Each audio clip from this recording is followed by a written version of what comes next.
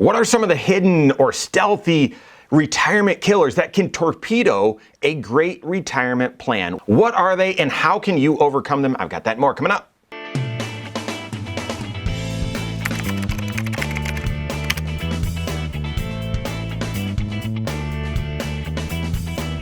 My name's Mike Bernardo, the host of the Wise Money Show. I'm also one of the certified financial planners right here at Korhorn Financial Group. Make sure you hit that subscribe button, turn on notifications, and smash that thumbs up button. So much we talk about retirement. We talk about building the plan and getting there, the 5-factor retirement plan that then when stress tests helps you determine what your confidence rate is. Do you have an 85% confidence rate that this will work? Is it 90%? Is it 60%? And you need to make some trade-offs. So often we're talking about building the plan and the 6 areas of your financial life that you've got to make great decisions in, wise decisions in, so that you can have a successful retirement. But what are those hidden things, the secret things that actually that work to undermine a successful retirement, that if you're not focused on or if you're unaware, can secretly or stealthily erode a successful retirement and actually torpedo it? Okay, what are those things? Now, we have a team at Korhorn Financial Group of nearly 20 certified financial planners. We serve thousands of clients and we've helped thousands successfully retire. So what are some of those things, those stealthy or secret things that can kill a successful retirement that we've seen that you can head off, that you can prevent? Well, I've got 3. Here are the top 3 right now. The first silent retirement killer is the secret sort of out of the bag, and that is inflation. Guys, and you might hear me say that and say, well, that's obvious. Well, let me tell you, we've got a few stories where as we would share our 5-factor retirement plan, that approach to newer clients and start building out that plan, when we'd get to inflation and we would share, all right, here's what our assumption is going to be with inflation. If this is what you're spending today, we're going to inflate that within the plan at X percentage from now until your life expectancy, and here's how that's going to play out. We have had people, as we explain that, get visibly mad. It's so mad that they slam their hands on the table and say, there's no way that's what will happen. Because when you take what you're spending today and inflate it, even at a small amount, what we use, our base assumption is a 3% inflation assumption every single year on your base expenses from now until for your life expectancy. But when you look at what that number is, say you spend $5,000 a month for your base expenses, that's your lifestyle today, and you inflate that at 3%, 3 decades from now, $5,000, what that actually feels like, it's almost out of this world. It's almost detached from reality, and it's hard for you to really comprehend and have it be believable. Anytime you're building a retirement plan, it needs to be realistic, and then it needs to be an edge, a touch conservative. And when you're looking at the impact of inflation out, what it's going to look like decades from now, it's going to feel unrealistic. And yet, guys, to build a proper plan, yes, inflation is that silent retirement killer. You want to be able to retire and achieve or have a certain lifestyle, a desired lifestyle. And as inflation occurs and as life gets more expensive, you want to be able to keep pace with maintaining that same standard of living, even though it costs more to do that out there in the future. So how do you overcome this? Well, 2 ways. The first I already mentioned. Within your retirement projections, you have to have an inflation assumption in there. I wouldn't assume 1%. I also wouldn't assume 5 or 6%. For us, we've kept it at 3%, and that's not something, we said it and forget it. No, we talk about it and debate it a lot, actually, to see if that still makes sense or not. We haven't gone and adjusted that to what the CPI is for a few reasons. One is CPI is manipulated, but number 2, CPI is an external measure.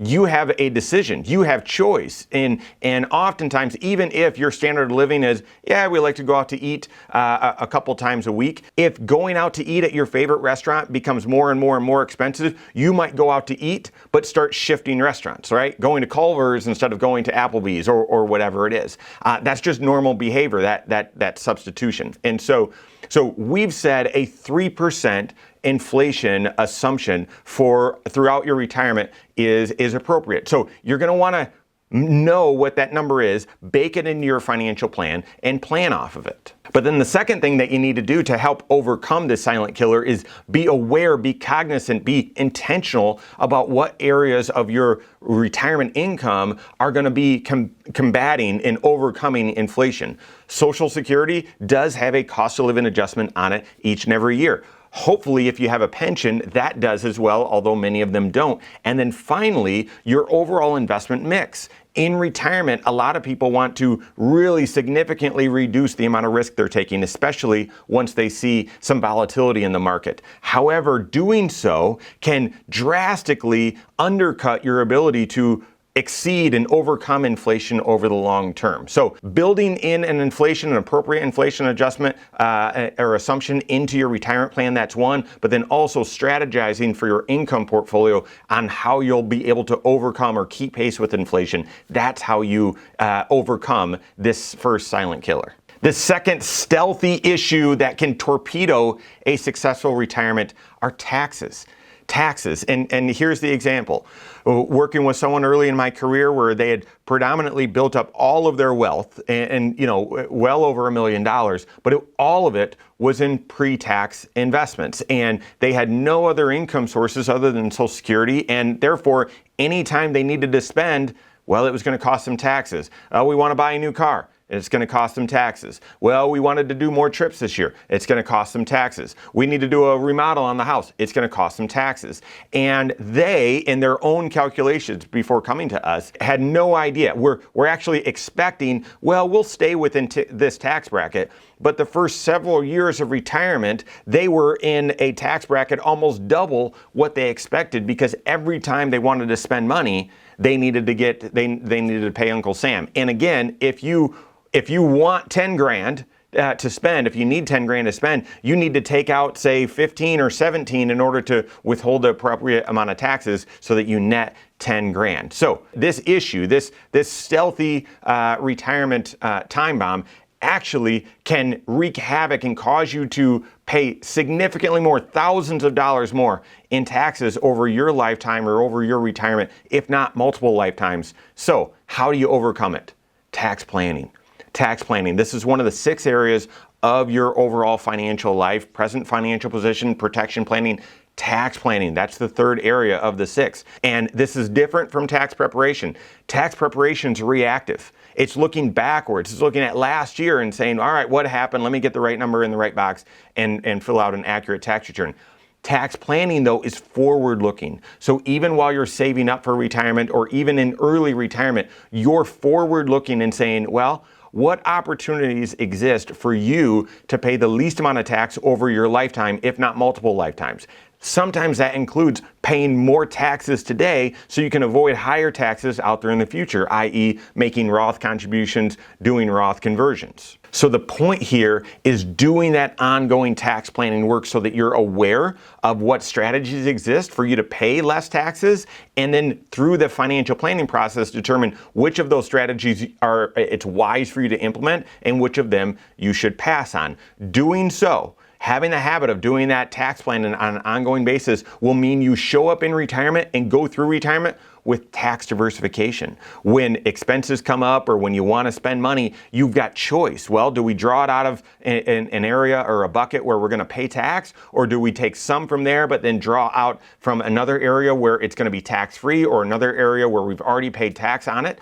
And that will give you the ability to manage your tax bracket, manage your taxes, and keep much more of your hard-earned savings in your pocket instead of giving some to Uncle Sam every time you want to give some to yourself. And then the third silent killer of your retirement that can torpedo an otherwise successful retirement is indirect to your finances, but it's your health. It's your health. What if I told you that you needed to treat your health like you treat your retirement savings? That at the earlier you save up for retirement, the more dollars you'll have compounding and improving and growing, having growth on growth that really works for you for your retirement. What if health was the same way?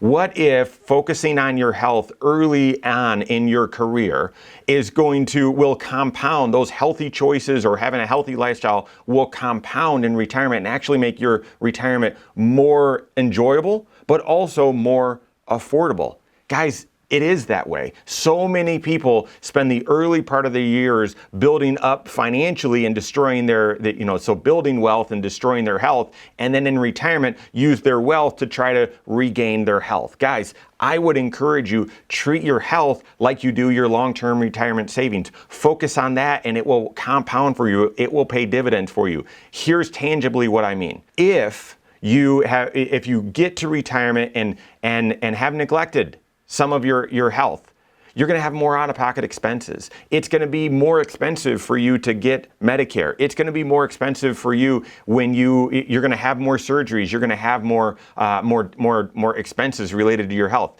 There's a greater chance that you'll need long-term care coverage or long-term care services, which are an enormous expense in retirement. You're going to have less enjoyment in retirement. You're going to be able to do fewer things, spend less time or less quality time with grandkids or traveling, those sorts of things. So another silent killer or factor in your life that can really torpedo your vision of retirement, both directly from a financial standpoint, but then also just an enjoyment out of enjoyment, is your health. So how do you overcome this? Focusing on your health earlier in your career. And depending on when you're listening to this, if you already have some health habits that have sort of gotten away from you, and yeah, you're not yet to retirement, but you're no longer that spring chicken, start right now. Start making some shifts in your health and your health decisions right now, so that you can circumvent wherever you're at, and actually be on a healthier trajectory to help your retirement out there in the future. So those are 3